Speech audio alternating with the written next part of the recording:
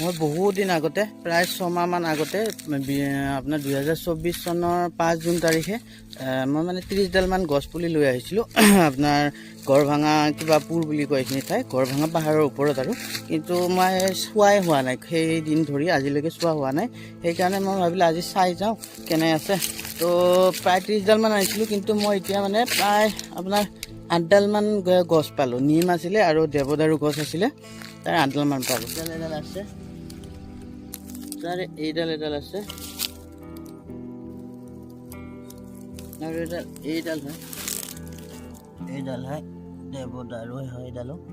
নিমো আছিল আৰু এইডাল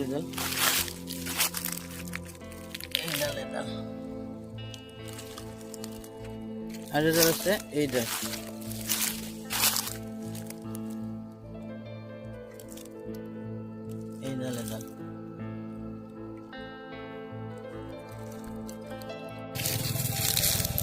আৰু এইডাল